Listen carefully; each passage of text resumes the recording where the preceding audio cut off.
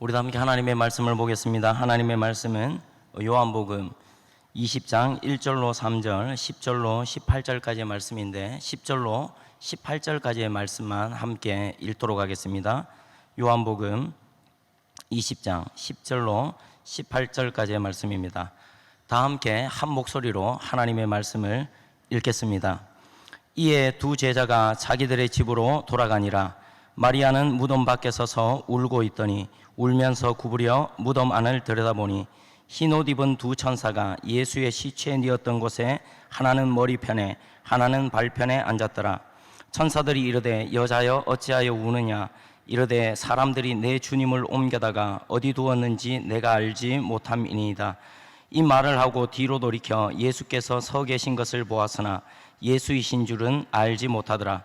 예수께서 이르시되 여자여 어찌하여 울며 누구를 찾느냐 하시니 마리아는 그가 동산지기인 줄 알고 이르되 주여 당신이 옮겼거든 어디 두었는지 내게 이루소서. 그리하면 내가 가져가리이다. 예수께서 마리아야 하시거늘 마리아가 돌이켜 히브리 말로 라보니 하니 이는 선생님이라는 말이라. 예수께서 이르시되 나를 붙들지 말라. 내가 아직 아버지께로 올라가지 아니하였노라. 너는 내 형제들에게 가서 이르되 내가 내 아버지 곧 너희 아버지 내 하나님 곧 너희 하나님께로 올라간다 하라 하시니 막달라 마리아가 가서 제자들에게 내가 주를 보았다 하고 또 주께서 자기에게 이렇게 말씀하셨다 이르니라. 아멘. 한 여인이 있습니다. 종종 혼잣말을 중얼거립니다. 갑자기 웃기도 하고 울기도 합니다. 큰 소리를 지르기도 하고 때로는 거품을 물며 땅에 뒹굴기도 합니다. 정신없이 이곳저곳을 뛰어다닙니다. 어쩌면 그라사 지방에 귀신 들린 자처럼 옷을 벗은 채로 무덤에서 지냈을지도 모르겠습니다. 이 여인은 귀신 들린 여인입니다.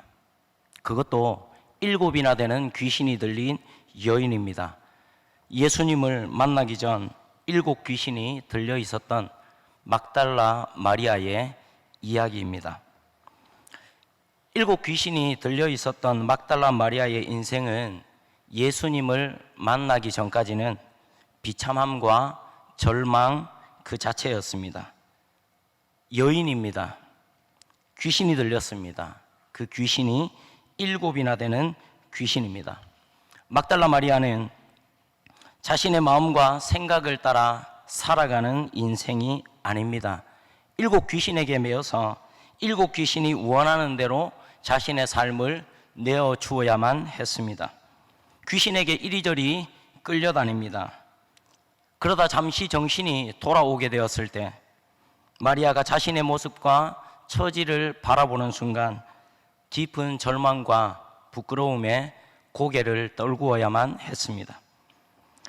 언제부터인지는 알 수 없습니다. 그러나 분명히 알 수 있는 것이 있습니다. 7 귀신이 들린 이후 마리아의 모든 삶이 변해버렸다는 사실입니다. 마리아의 삶은 정상적이지 않았습니다. 마리아를 바라보는 사람들의 시선도 정상적이지 않았습니다. 7 귀신이 들려진 그 이후로 마리아의 이름은 사람들에게서 잊혀지기 시작했습니다.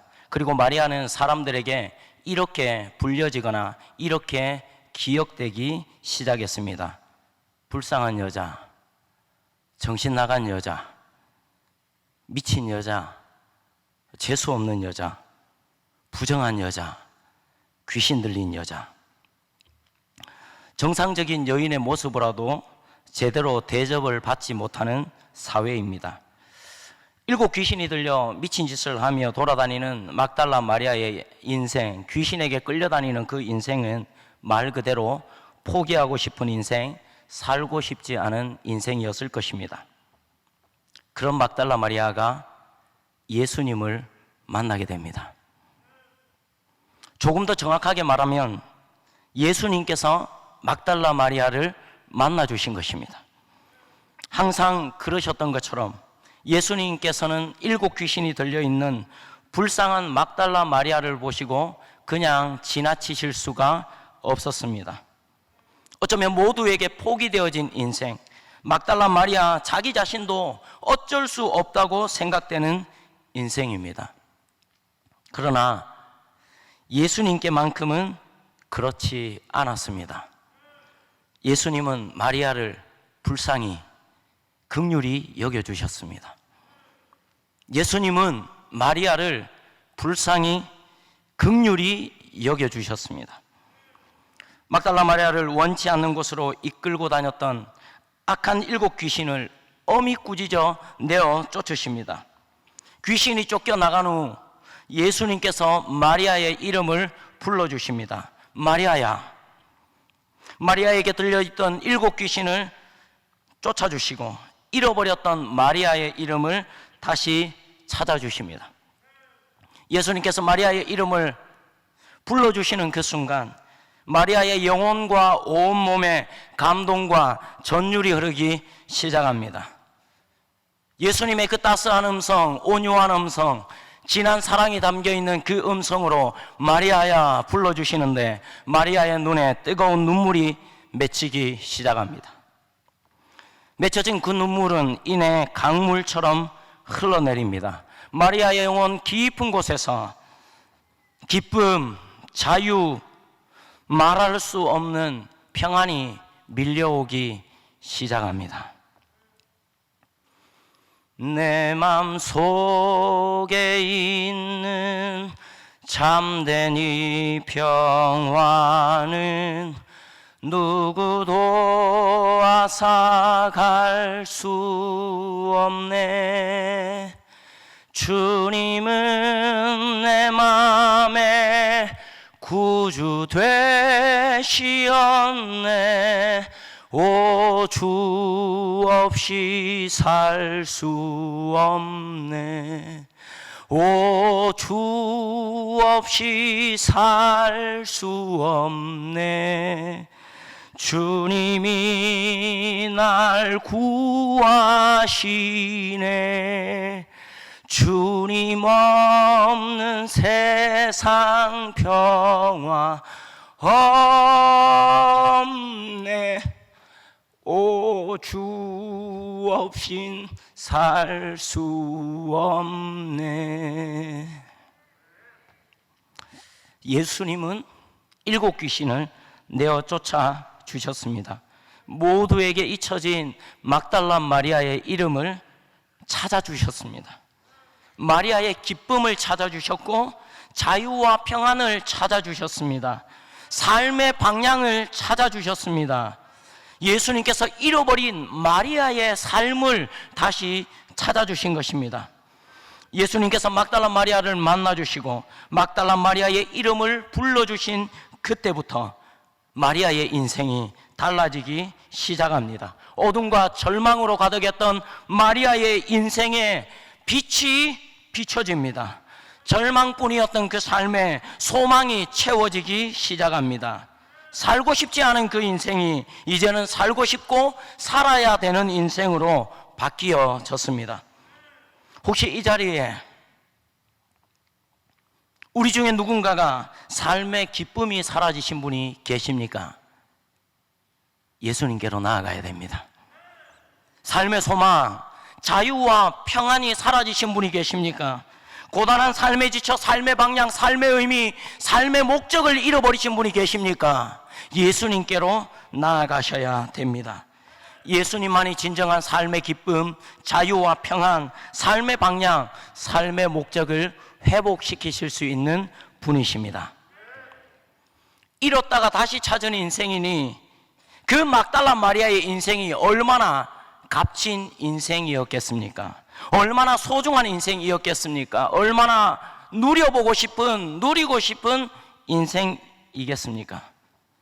막달라 마리아는 예수님께 돌려받은 그 값지고 귀한 인생, 예수님께로 돌려받은 그 인생을 예수님께 다시 돌려드리고 있는 것을 발견하게 됩니다. 누가복음 8장 1절부터 3절까지의 말씀입니다.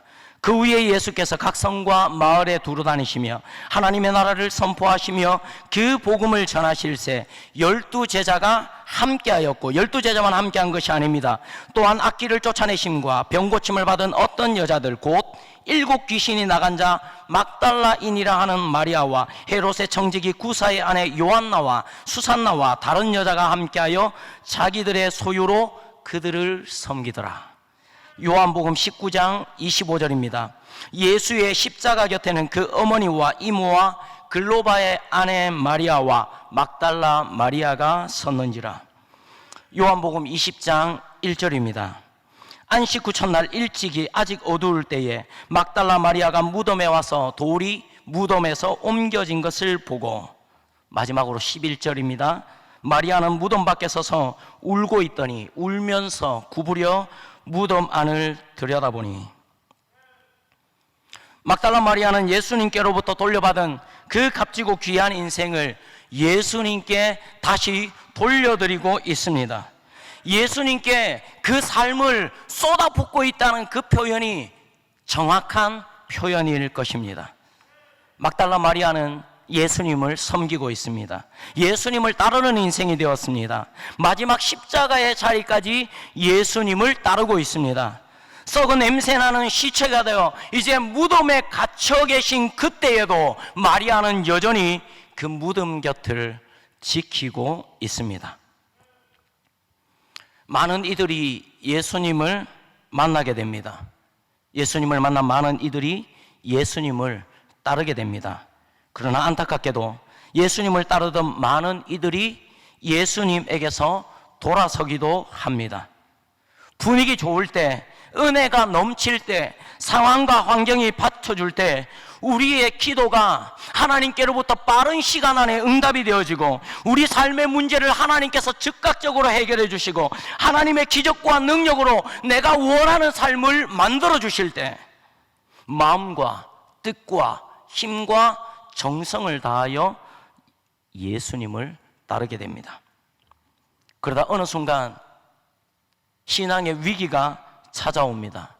좋은 분위기가 흐려지고 상황과 환경이 묶이게 되고 우리의 기도에 하나님께서 침묵하시는 것 같고 하나님께서 내 삶의 문제에 무관심하다고 느껴질 때, 사실이 아닙니다. 그렇게 느껴질 때입니다. 누군가로부터 내가 아픔과 상처를 겪게 될 때, 더 이상 내가 원하는 하나님이 아니라고 느껴질 때 많은 사람들이 예수님을 따르는 그 일을 멈추어 버립니다. 시험이니 상처니 상황과 환경을 핑계대며 주님을 힘있게 따르던 그 자리에서 주저앉아 버립니다. 심지어 주님 곁을 떠나기도 합니다. 요한복음 20장을 보게 되면 예수님이 돌아가신 후에도 막달라 마리아는 여전히 예수님을 따르고 있습니다. 제자들뿐만 아니라 막달라 마리아, 그들 모두에게 예수님의 부활, 이 부활이라는 단어는 제자들과 막달라 마리아의 머릿속에 존재하지 않는 단어였습니다. 그들의 경험 안에 들어있지 않는 단어였습니다. 부활이 무엇인지 어떤 것인지 경험해 본 적도 없고 상상해 볼 수조차 없는 단어입니다. 막달라 마리아의 생각은 예수님의 죽음에 머물러 있는 것이 확실합니다. 예수님은 이미 죽으셨고 죽으신 지 사흘이나 되셨고 이제 썩어 냄새가 진동하는 시체로 돌무덤 안에 갇혀 계실 뿐입니다. 막달라 마리아는 그저 예수님의 시체에, 썩어 냄새나는 그 시체에 향품을 바르고 싶은 것 뿐입니다. 막달라 마리아는 어떤 기대나 소망이 있어서 예수님의 무덤을 찾아간 것이 아닙니다. 그런데 이게 웬일입니까? 안식 후 첫날 막달라 마리아가 예수님의 무덤을 찾아갔는데 무덤을 막고 있어야 할 그 커다란 돌이 옆으로 굴려져 있는 것입니다. 마리아는 바로 직감을 냈습니다. 아, 우리 주님, 예수님의 시체를 누가 훔쳐갔구나. 예수님의 시체를 누가 옮겨 놓았구나. 지체해야 할 겨를이 없습니다. 몸의 방향을 단숨에 돌려 한숨에 제자들이 있는 곳을 달려갑니다. 이른 새벽이지만 과감하게 문을 두드립니다. 쿵쿵쿵 쿵쿵쿵. 제자들의 이름을 다급하게 부릅니다. 빨리 일어나라고. 지금 큰일 났다고. 무덤에 돌이 굴려져 있다고. 예수님의 시체를 도둑 맞았다고. 예수님의 시체가 없어졌다고 소리를 지릅니다. 베드로와 또 다른 한 제자가 예수님의 무덤을 향해 달려갑니다. 무덤 안을 들여다보니 막달라 마리아의 말대로 예수님의 시체가 없습니다. 예수님의 시체가 없어진 것을 발견한 이후에 두 제자들의 모습이 이렇습니다. 10절입니다. 이에 두 제자가 자기들의 집으로 돌아가니라. 두 제자가 왜 자기들의 집으로 돌아갔을까요? 예수님의 시체가 없어진 걸 발견한 이 두 제자가 왜 집으로 돌아갔을까요? 끝이 났기 때문입니다. 더 이상 할 수 있는 일이 없었기 때문입니다. 할 수 있는 일을 한다고 해도 달라질 것이 없었습니다. 예수님은 이미 사흘 전에 죽으셨고 썩은 냄새가 진동하는 시체를 찾는다고 해서 달라질 것은 없었습니다. 시체를 찾아도 예수님으로부터 건져낼 수 있는 것이 시체 말고는 없었습니다. 예수님을 향한 두 제자의 모든 기대와 소망이 끊어져 버린 것입니다. 이제 어쩔 수 없는 상황이 된 것입니다. 두 제자들의 결정은 자기들의 집으로 돌아가는 것이었습니다. 그 자리에 제가 있었다고 할지라도 아마 저라도 그렇게 했을 것 같습니다. 그런데 두 제자들과 확연히 다른 막달라 마리아의 모습을 보게 됩니다. 11절입니다. 마리아는 무덤 밖에 서서 울고 있더니 울면서 구부려 무덤 안을 들여다보니, 마리아는 예수님의 시체가 없어진 것을 알고 예수님의 시체를 찾을 수 없는 이 일 때문에 무덤 밖에 서서 울고 있습니다. 발을 동동 구르며 어쩔 줄 몰라 하며 울고 있습니다. 왜 울고 있습니까? 여자라서 그렇습니까? 여자는 원래 눈물이 많아서 그렇습니까? 막달라 마리아에게도 예수님을 향한 모든 기대와 소망은 끊어졌습니다. 예수님으로부터 건져낼 것이 없다는 사실을 막달라 마리아도 이미 잘 알고 있습니다. 그럼에도 불구하고 막달라 마리아에게 예수님은 지금도 여전히 나의 주님이신 것을 발견할 수 있습니다. 십자가에서 이미 죽으셨고, 죽으신 지 사흘이나 지나 이제 무덤에 갇혀 계셨고, 스스로를 지키실 수 없어 시체까지 도둑맞은 예수님이지만 막달라 마리아에게 예수님은 지금도 여전히 나의 주님이셨습니다. 2절 말씀입니다. 시몬 베드로와 예수께서 사랑하시던 그 다른 제자에게 달려가서 말하되 사람들이 주님을 무덤에서 가져다가 어디 두었는지 우리가 알지 못하겠다 하니, 13절입니다. 천사들이 이르되 여자여 어찌하여 우느냐, 이르되 사람들이 내 주님을 옮겨다가 어디 두었는지 내가 알지 못함이니이다. 모든 것이 끝나버린 지금 이 상황이지만 막달라 마리아에게 예수님은 지금도 여전히 나의 주님이셨습니다. 모든 기대와 소망이 끊어져 버렸고, 예수님과 엮여져 있는 사실이 드러나면 막달라 마리아가 어떤 피해, 어떤 위협을 받을지도 모르는 이 상황 속에서 막달라 마리아에게 여전히 예수님은 내 주님이었습니다. 썩은 냄새나는 예수님을 향한 막달라 마리아의 심장은 지금도 여전히 뜨겁습니다. 여전히 예수 그리스도를 뜨겁게 사랑하고 있습니다. 무덤 곁에서 울고 있는 막달라 마리아의 눈물은 뜨겁게 흘러내리는 눈물이었습니다. 잃어버린 예수님 때문에 심장이 타들어가고 주님을 뜨겁게 사랑하는 마리아의 심장이 그 눈물의 진원지였기 때문입니다. 막달라 마리아는 무덤 곁을 도저히 떠날 수 없었습니다. 예수님의 시체를 찾아야만 했습니다. 예수님을 위해 아직도 해야 할 일이 남았기 때문에 그렇습니다. 예수님의 몸에 향품을 발라드리고 나를 대신하여 죽으신 그 예수님의 손과 발에 입을 맞춰드려야 했습니다. 막달라 마리아가 혹시나 예수님의 시체가 있을까 하여 무덤 안을 들여다봅니다. 무덤 안에 예수님의 시체가 뉘었던 그 자리에 2명의 천사가 있습니다. 천사들이 묻습니다. 여자여, 어찌하여 우느냐? 마리아가 울면서 대답합니다. 사람들이 내 주님을 옮겨다가 어디 두었는지 내가 알지 못합니다. 마리아가 이 말을 하고 뒤를 돌아다 봅니다. 부활하신 예수님께서 서 계신 것을 보았습니다. 마리아는 예수님을 알아보지 못합니다. 마리아의 머릿속에는 예수님의 부활이 없었기 때문에 그렇습니다. 예수님께서 마리아에게 물으십니다. 여자여, 어찌하여 울며 누구를 찾느냐?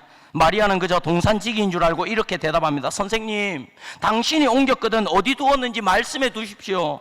그리하면 제가 그 시체를 가져가겠습니다. 그러자 예수님께서 이렇게 말씀하십니다. 마리아야.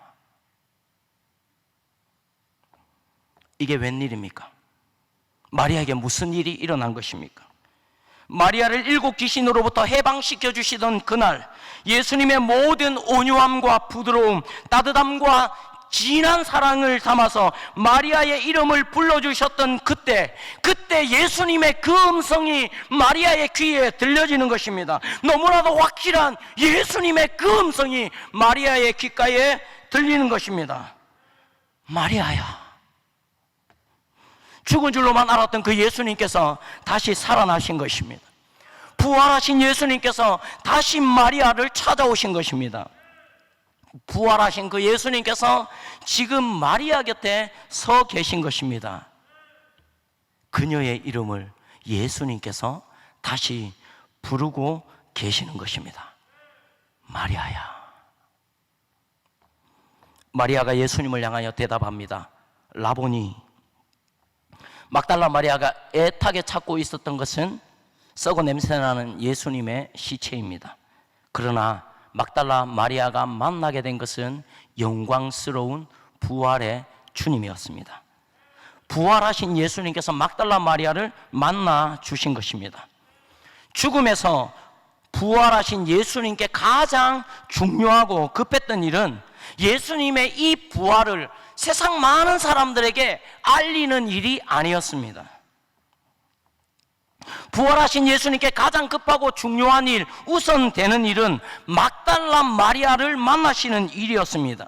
예수님 때문에 발을 동동 구르며 울고 있는 마리아의 눈물을 닦아주시는 일, 고통으로 찢겨진 막달라 마리아의 심장을 다시 싸매어 주시는 일이었습니다.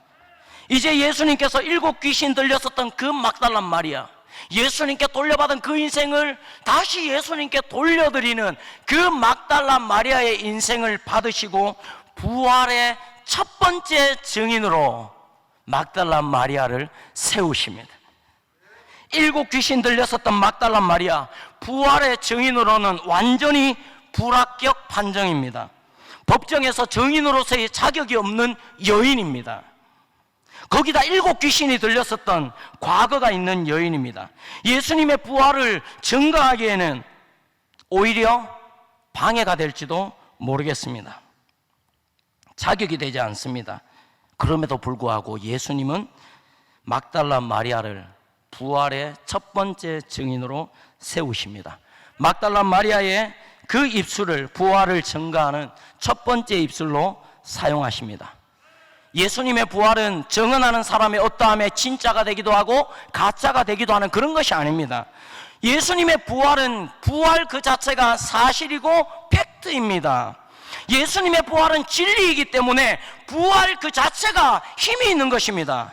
부활에 대해서는 잘난 사람과 못난 사람이 있는 것이 아닙니다. 다만 부활을 증거하는 사람과 증거하지 못하는 사람이 있을 뿐입니다. 막달라 마리아처럼 저와 여러분도 부활하신 주님의 증인으로 살아갈 수 있기를 소원합니다. 말씀을 맺겠습니다.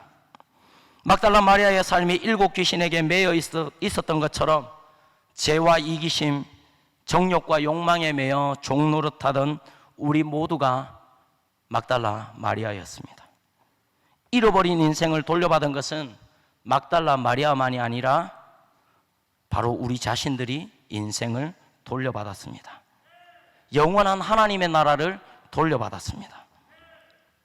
말씀을 준비하면서 아무것도 기대할 수 없는 인생을 찾아가셔서 잃어버린 인생을 찾아주시는 예수님을 만나게 되었습니다. 잃어버렸다가 예수님께 다시 돌려받은 인생을, 예수님께 쏟아붓는 막달라 마리아의 그 열정, 그 사랑을 만나게 되었습니다.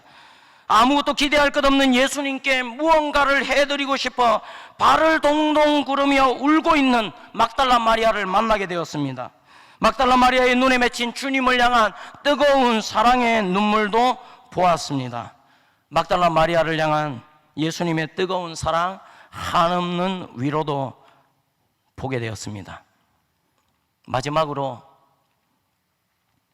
15살 된 한 아이를 만나게 되었습니다. 1988년 경주 입시일기도원에서 열린 중고등부 수련회를 참석했던 아이입니다.